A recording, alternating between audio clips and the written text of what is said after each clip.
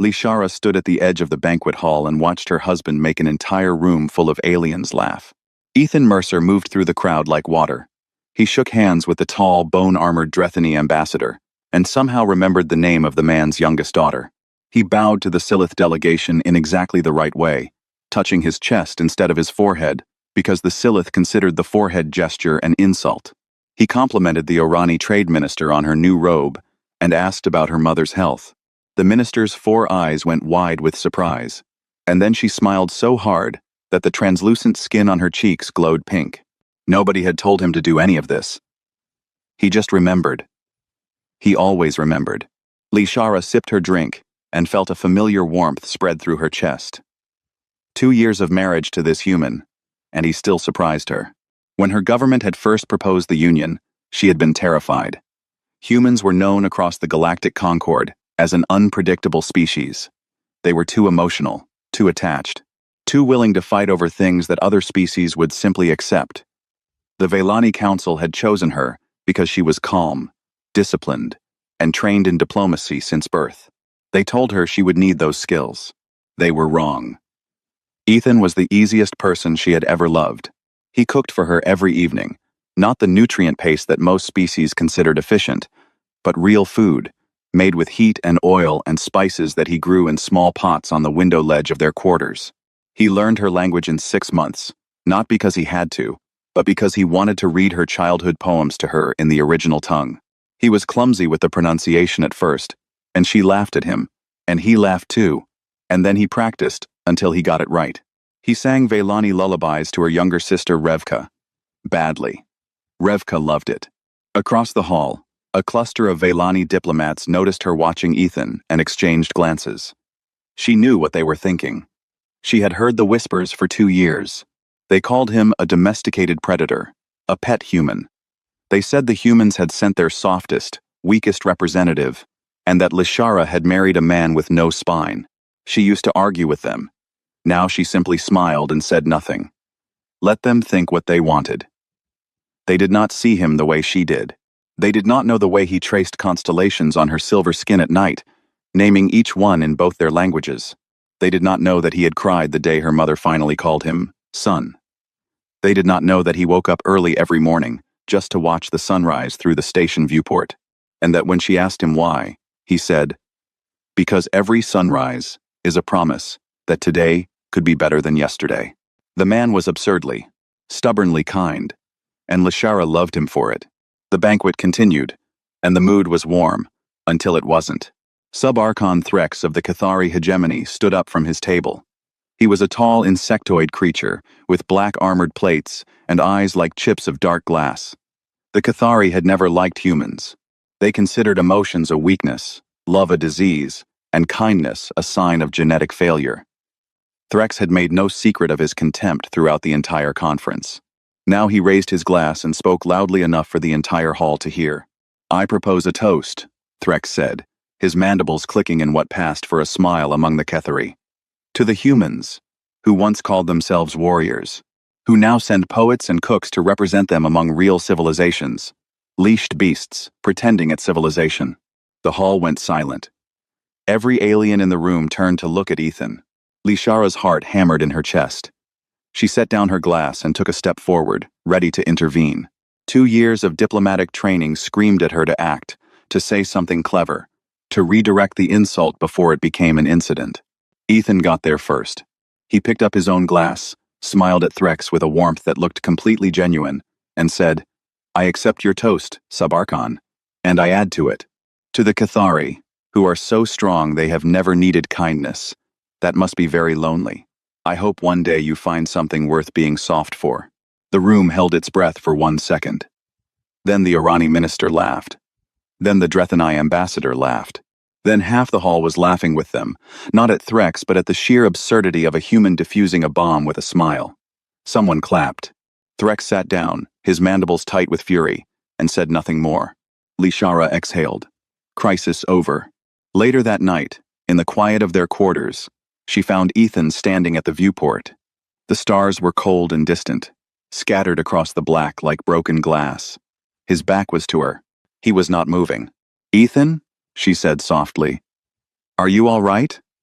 What Threx said, it was cruel. If it hurt you, you can tell me. He was quiet for a long moment. When he spoke, his voice was calm, flat. No, he said. Words never hurt me. It was the way he said the word words that made her pause, as if he were separating that one small thing from all the other things that could hurt a person. As if words were so far down the list that they barely registered. She wanted to ask more. But he turned to her and smiled, and the warmth was back in his eyes, and she told herself she had imagined it. A few minutes later, Revka came running down the corridor in her sleeping gown, her silver hair wild, demanding a bedtime story. Ethan scooped her up and spun her around, and the child shrieked with laughter. He carried her to bed and told her a human fairy tale about a bear who loved honey, changing his voice for every character, making Revka giggle until her eyes closed. Lishara stood in the doorway and watched them. Of all the warriors the humans could have sent, she thought, they sent the kindest one. She went to bed that night feeling safe. Somewhere in the cold dark beyond the station, 14 Cathari warships dropped out of faster-than-light travel and took position along the border of 3 star systems. Their weapons were hot. Their orders were clear. Nobody noticed. Not yet. The alarms came at dawn. Lishara was pulled from sleep by the sound of the station's emergency horns, a deep, pulsing wail that she had only ever heard during drills. Ethan was already out of bed, already dressed, already moving toward the door with a speed that didn't match a man who had been asleep 30 seconds ago. Stay here, he said over his shoulder. Keep Revka in her room. He was gone before she could answer. Within an hour, the Galactic Concord station was in chaos. Delegates ran through corridors. Translators shouted over each other. Holographic displays flickered with emergency broadcasts from 4 different star systems at the same time. The Cathari hegemony had launched a simultaneous invasion of 4 systems. Not border skirmishes, not raids. Full military assaults with ground troops, orbital bombardment, and occupation forces. 3 systems belonged to minor species who could barely defend themselves. The 4th was the Veilani colony world of Shale Mora. Lishara felt the floor tilt beneath her when she heard the name. Shale Mora, where her aunt lived, where her cousins raised their children, where her younger sister Revka had been visiting family just 2 weeks ago. Revka had only returned to the station 3 days before the attack. 3 days. If their schedule had been different by even a little, Revka would still be there, or so she thought. Ethan found her in the communications center, gripping the edge of a console, her silver skin pale. He put his arms around her and held her tightly. She pressed her face against his chest and listened to his heartbeat.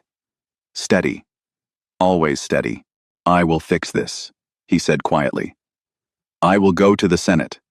I will propose a ceasefire framework. We will get your people out. She looked up at him. His eyes were warm and certain. She believed him. Ethan spent the next 2 days building a coalition. He barely slept.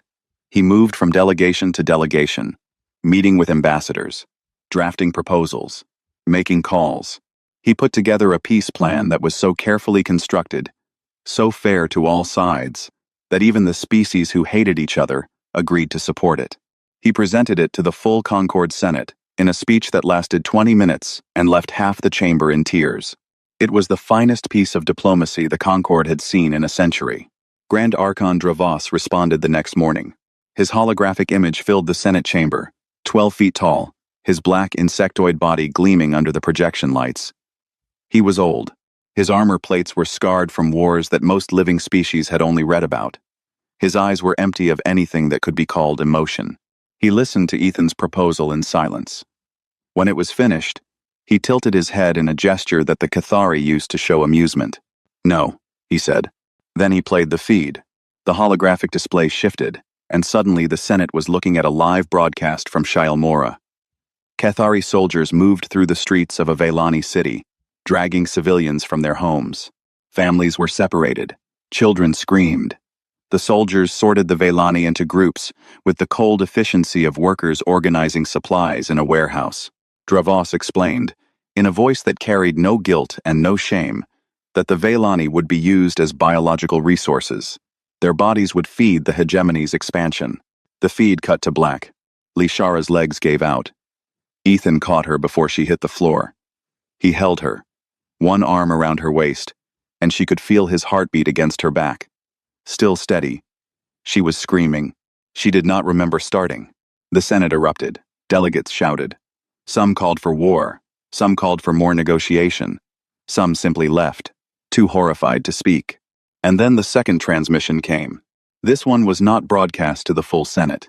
It was sent directly to Ethan's personal channel, routed through the station's communication system, so that it played on every screen in the room. Dravos appeared again. And this time, he was not alone. He was holding Revka. The child was alive but terrified. Her silver hair was matted. Her violet eyes were wide and wet with tears. She was wearing the same sleeping gown she had been wearing 3 days ago, which meant she had not been on the station at all. She had been taken from the transport ship that was supposed to bring her back. The Cathari had intercepted it before it reached the station. Lishara had thought her sister was safe. She had been wrong. Dravos held Revka up to the camera like a trophy. The child whimpered. The Archon's mandibles clicked. "You see, human?" Dravos said. "This is what softness earns." The transmission ended. The silence that followed was the loudest thing Lishara had ever heard. She was on the floor. She didn't remember falling again. Her vision was blurred with tears, and her chest was so tight she could barely breathe. Around her, every delegate in the room had gone completely still. Nobody moved.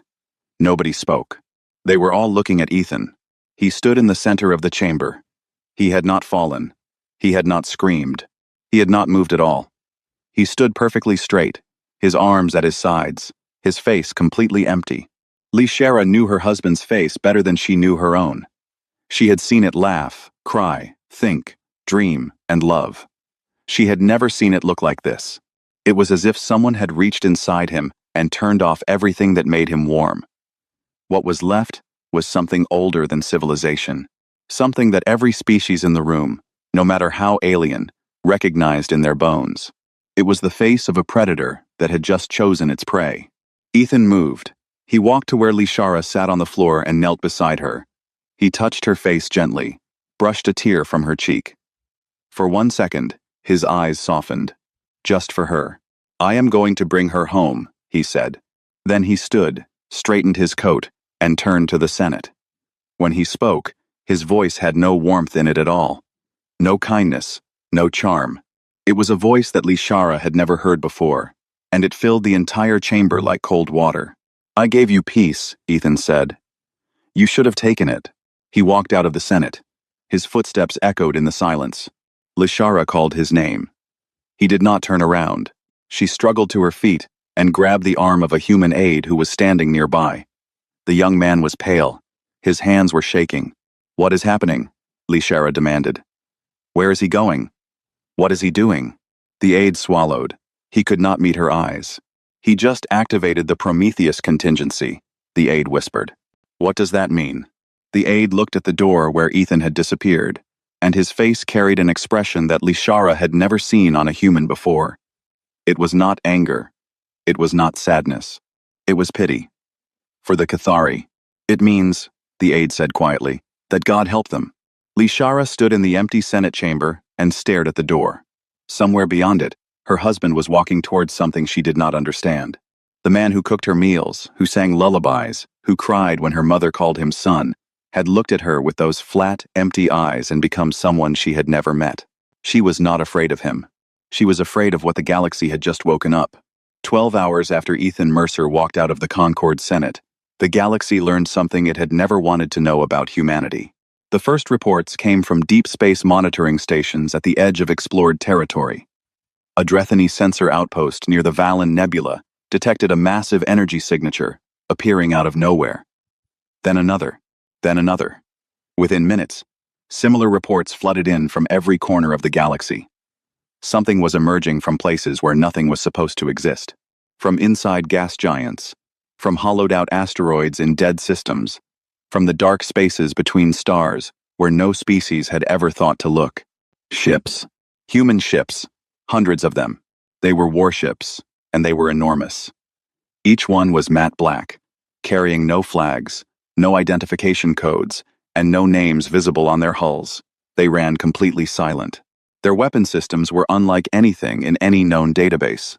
The galactic community had always believed that humanity's fleet was modest, perhaps 200 ships spread across their territory. A respectable force for a young species, but nothing that could challenge a true galactic power. That was a lie.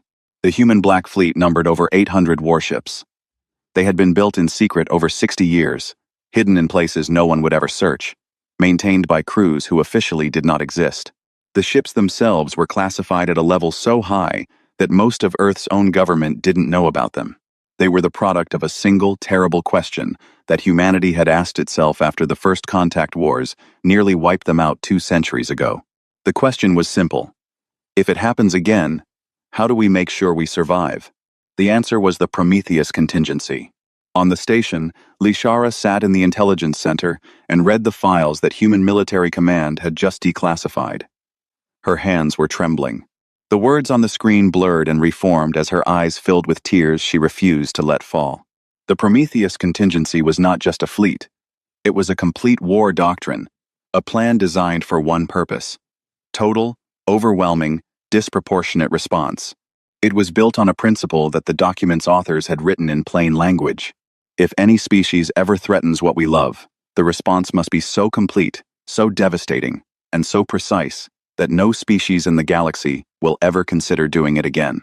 And the man authorized to activate it, the single human being who held the key to the entire system, was designated Prometheus 1. His name was Ethan Mercer. Lishara stared at the screen. She read the words 3 times. She had been married to this man for 2 years. She had slept beside him, eaten his cooking, watched him cry at sad stories, laughed at his terrible jokes, and held his hand under alien skies. And the entire time, he had been carrying this inside him like a second heartbeat. She kept reading. The files contained his military record, the real one, not the polished version that the diplomatic corps had shown her before the wedding. Captain Ethan Mercer had served in the human navy for 15 years. He had been decorated 9 times. He had been involved in 32 combat engagements. And then there was the siege of Cathari Prime. The siege had lasted 3 years. A hostile species called the Rathani had blockaded the Cathari homeworld, slowly starving its population. Every attempt to break the blockade had failed. 3 allied fleets had tried and been destroyed. The Galactic Concord was preparing to write off the Cathari as lost. Then they sent Ethan Mercer. He arrived with 12 ships. 12. The Rathani had 400. The galaxy expected him to negotiate, or retreat, or die. He did none of those things. In 11 minutes, Mercer executed a series of micro-jumps that placed his 12 ships inside the Rathani formation. Not in front of it, not around it. Inside it, scattered through the fleet like needles in a body. And then every ship fired in every direction at once. The Rathani fleet lost 14,000 soldiers in 11 minutes. Mercer lost 0. The blockade collapsed. The Cathari were saved.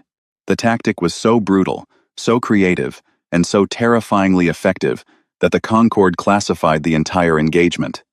They buried it. They didn't want the galaxy to know what one human with 12 ships could do when he stopped being polite. And then they made him a diplomat. They dressed the wolf in soft clothes and sent him to shake hands. Lishara closed the file. She sat in the empty intelligence center and breathed.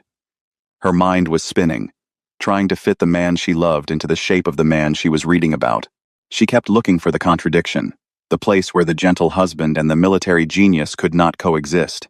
She couldn't find it, because there was no contradiction. Ethan was kind. That was true. He was genuinely, deeply, stubbornly kind. He loved cooking and poetry, and singing badly to children. He cried at sad stories, and remembered everyone's names, and believed, truly believed, that the universe could be better than it was. But he was also the man who broke the siege of Cathari Prime in 11 minutes. Both things were true.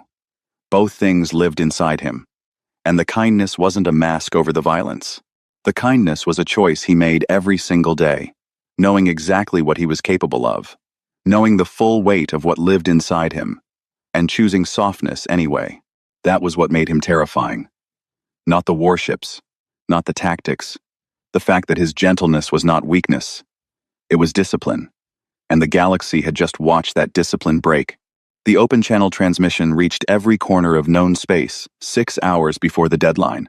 Ethan's face appeared on every screen, every holographic display, every communication device in the galaxy. He was standing on the bridge of a ship that no one had ever seen before. It was massive. Its designation, barely visible on the hull behind him, read Erebus. He looked directly into the camera and spoke in a voice that was perfectly calm and perfectly empty. To the Cathari hegemony. You have taken someone I love. You have 6 standard hours to return her unharmed and withdraw from all occupied systems. This is not a negotiation. This is not a threat. This is a statement of fact. After 6 hours, I will not negotiate. I will not accept surrender. I will not stop. He paused. The galaxy held its breath. You have made a mistake, Ethan said. You looked at my kindness and thought it meant I was harmless. I am going to teach you the difference. I am going to teach the stars what humans do when you touch our families. You have 6 hours. Use them wisely. The transmission ended. The Concord Senate scrambled to intervene. Ambassadors sent desperate messages to both sides. Mediators volunteered. Emergency sessions were called. Grand Archon Dravos watched the transmission in his command center aboard the Cathari flagship. He played it twice. Then he turned to his admirals and made a sound that, in the Cathari language, was the closest thing to laughter. He has 800 ships, Dravos said. We have 4,000. Let the human come. The 6 hours passed. The Cathari did not withdraw. They did not return Revka. They did not respond at all. On the bridge of the Erebus, surrounded by a fleet that the galaxy had never known existed, Ethan Mercer stood in silence. The countdown on the main display reached 0. Every officer on the bridge watched him. The air was so still it felt like the ship itself was holding its breath.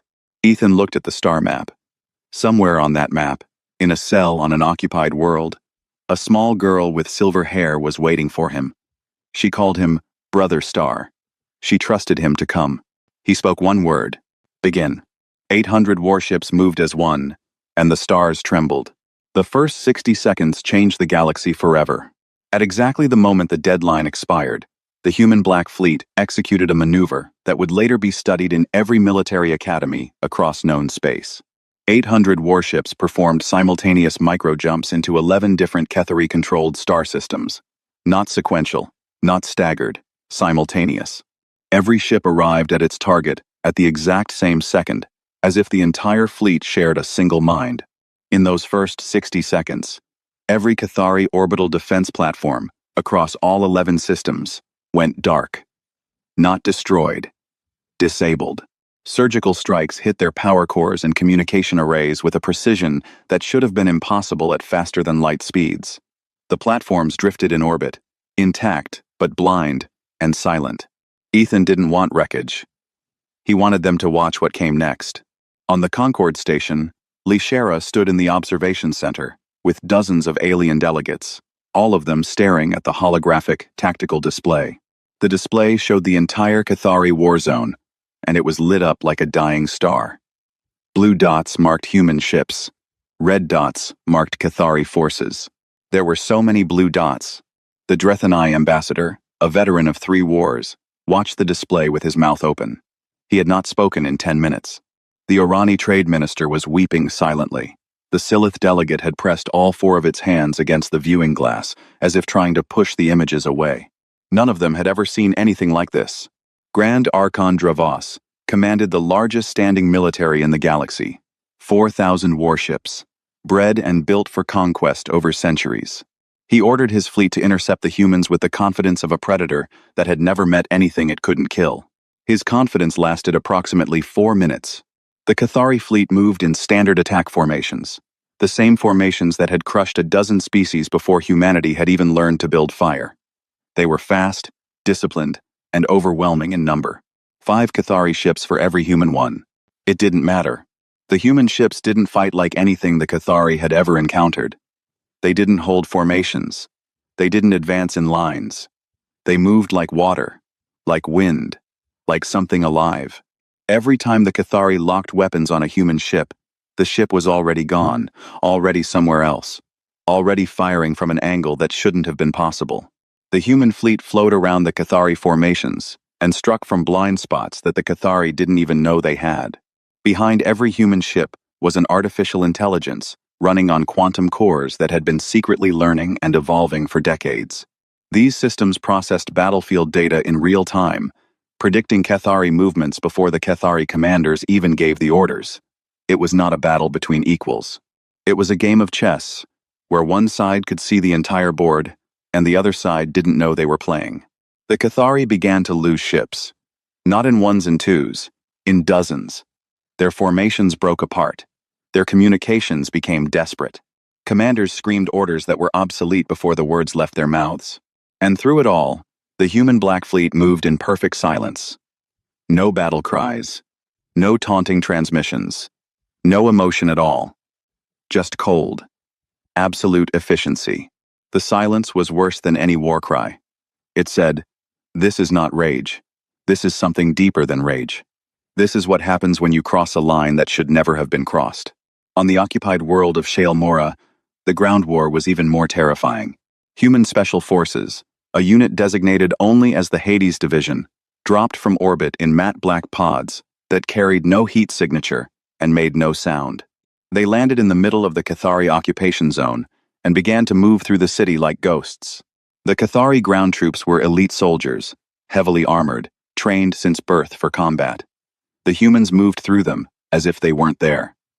Every engagement lasted seconds. Every shot was precise. The Hades operatives didn't waste a single bullet. They didn't shout.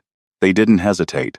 They cleared building after building, block after block, freeing Velani prisoners and neutralizing Cathari soldiers with a mechanical precision that made the insectoid warriors, creatures who felt no fear, feel something very close to it. In a holding cell beneath a Cathari command post, a small Velani girl with silver hair sat in the corner with her arms wrapped around her knees. She had been crying, but she had stopped hours ago. She had no tears left. She was cold and hungry, and she wanted her sister, and she wanted Brother Star. The wall of her cell exploded inward. A figure in black armor stepped through the dust. He was enormous by Velani standards, broad-shouldered and steady. He scanned the room, weapon raised, and then he saw her. He knelt down. He took off his helmet. Underneath, his face was young and tired and human. He smiled at her. "Hey there, little one," he said. "Your brother sent us." Revka's eyes went wide. She reached for him, and he picked her up gently, wrapping her in a thermal blanket, and carried her out. In orbit above Shale Mora, the Cathari defense fleet had ceased to exist. The human Black Fleet hung in perfect formation above the planet, silent and dark, like a crown of iron. But the true demonstration was yet to come. Ethan Mercer stood on the bridge of the Erebus and watched the tactical display. Reports flowed in from every theater.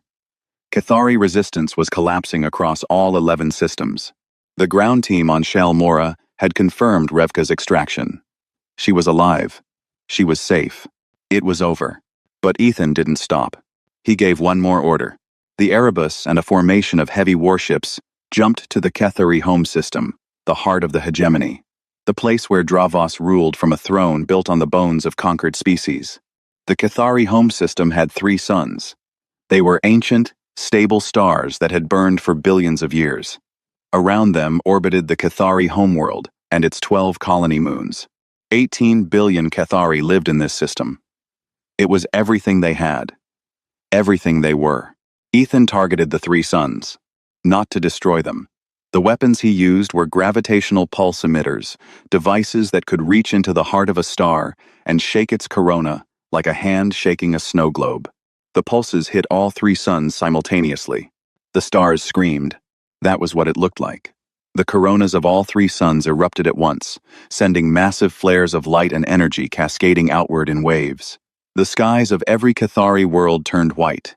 Day became blinding. Night became day. The flares were not lethal. They would not kill anyone. They would not even damage the planets. But for 20 minutes, every Cathari in their home system looked up at their suns and watched them convulse, as if something had grabbed them and squeezed. The message was clear. Brutally, terrifyingly clear. We could have killed your stars. We could have burned your worlds. We could have ended your entire species in a single afternoon. We chose not to. This time, on his flagship, Dravos watched his empire's suns writhe. He had lived for 300 years. He had conquered 18 species. He had never known fear. He knew it now. He opened a communication channel to the Erebus. Ethan's face appeared on the screen. It was still calm, still empty, still carrying that terrible patience that was worse than any fury. Dravos looked at this human, this small, soft, emotional creature who sang lullabies and cooked meals and cried at sad stories. And he understood, finally, what he was looking at. He was looking at the most dangerous thing the galaxy had ever produced. Not because of the fleet, not because of the weapons, but because this man had chosen to be kind, and the universe had punished him for it. And now the universe was learning what happened when a good man stopped being gentle.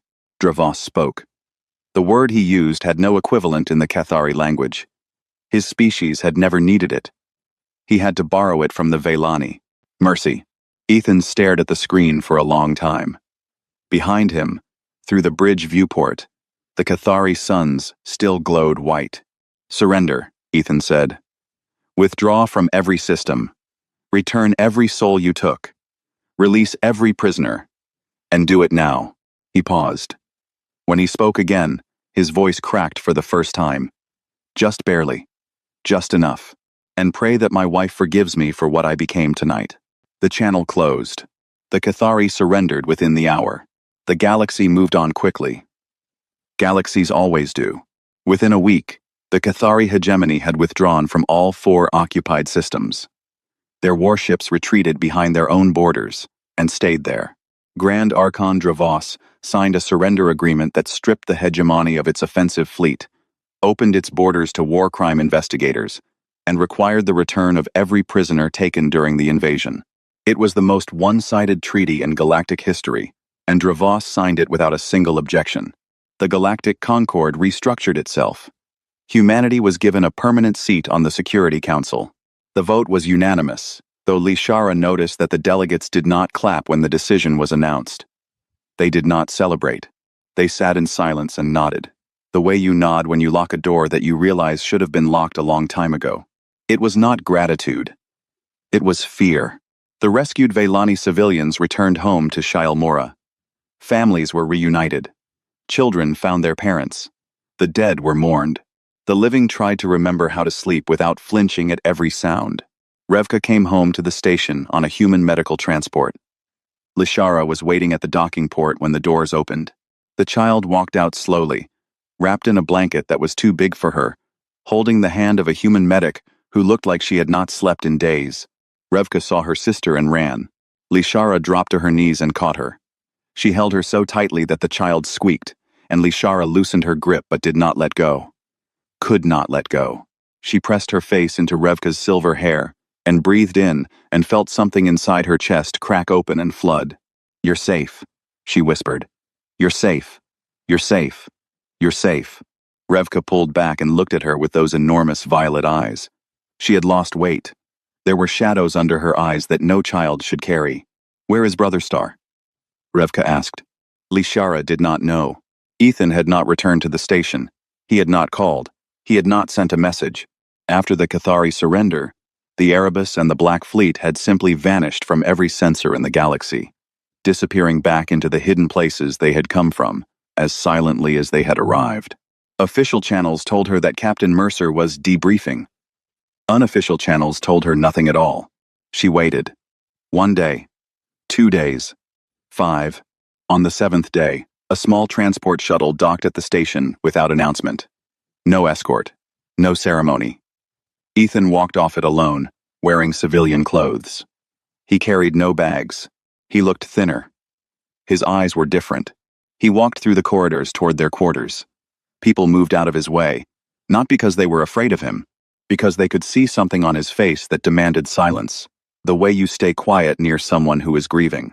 Lishara was in the communications center when an aide told her he was back. She ran. She ran through the corridors of the station with none of the grace or composure that her diplomatic training demanded, and she did not care. She found the door to their quarters closed. She opened it. The room was dark. Every light was off. The viewport shutters were sealed. Ethan was sitting on the floor with his back against the wall, his knees drawn up, his hands hanging between them. He was trembling. Lishara stood in the doorway and looked at him. This was her husband. The man who cooked her meals and remembered everyone's names. The man who sang lullabies. The man who had shaken the stars. He looked broken.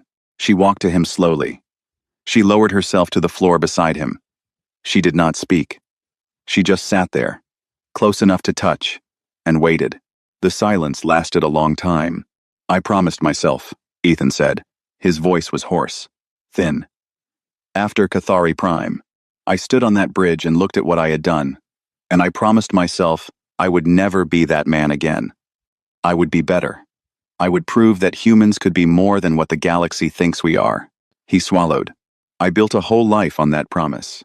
Everything I did, the diplomacy, the cooking, the languages, all of it. I was trying to be the man who didn't need to burn things down, the man who could fix the universe with patience and kindness and enough time. His hands clenched, and they took her. They took that little girl, and they held her up like a trophy, and every single piece of it fell apart. Every wall I built, every choice I made, gone. In 1 second, he looked at his hands. The same hands that braided Revka's hair. The same hands that had just commanded a fleet that brought an empire to its knees. I didn't even hesitate, he whispered. That's the part that scares me. I didn't think about it. I didn't struggle. The moment I saw her on that screen, the kind man just disappeared, and the other one was right there, waiting, like he'd never left. Lishara reached over and took his trembling hands in hers. She held them gently. She could feel the tension in every muscle, the way he was shaking from something that had nothing to do with cold. You brought her home, Lishara said. I almost killed 3 sons, but you didn't. I wanted to. She squeezed his hands. But you didn't. He closed his eyes. A tear ran down his face. Then another. Ethan Mercer, Prometheus 1, the man who had made the most powerful empire in the galaxy say a word it had never spoken before, sat on the floor of his quarters and cried. Lishara held his hands and let him. She understood now. She understood everything. His kindness had never been softness. It had never been the absence of violence. It was the presence of something much harder. It was a choice he made every single morning when he woke up and decided to be gentle, knowing full well what lived inside him, knowing the weight of what he was holding back. Every smile, every cooked meal, every lullaby was a small act of war against his own nature. And he had fought that war for years, alone, without telling anyone, because he wanted to be better, because he believed he could be. And when the universe had torn that choice away from him, the cost of going back was this trembling, this grief. Not for the Cathari, for the version of himself that he was afraid he had lost forever. The door opened softly. Revka stood there in her sleeping gown, her silver hair brushed, her eyes still carrying those shadows. She looked at Ethan on the floor. She looked at his tears. She did not hesitate. She walked over, climbed into his lap, and pressed her small silver forehead against his. It was a Velani gesture, the most intimate one, the one reserved for the people you trust with your life. You came for me, she said quietly. I knew you would. Ethan broke completely. He wrapped his arms around the child and held her, and the sound that came out of him was not the controlled voice of a diplomat or the cold command of a fleet admiral. It was the raw, shaking cry of a man who had gone to war against the galaxy for a little girl who called him Brother Star, and who was only now realizing what it had cost him. Lishara wrapped her arms around them both and held them in the dark. They stayed like that for a long time. Months passed. The galaxy settled into an uneasy peace. The Cathari hegemony, humbled and stripped of its power, began the slow process of learning to exist without conquest. Other species watched humanity with new eyes.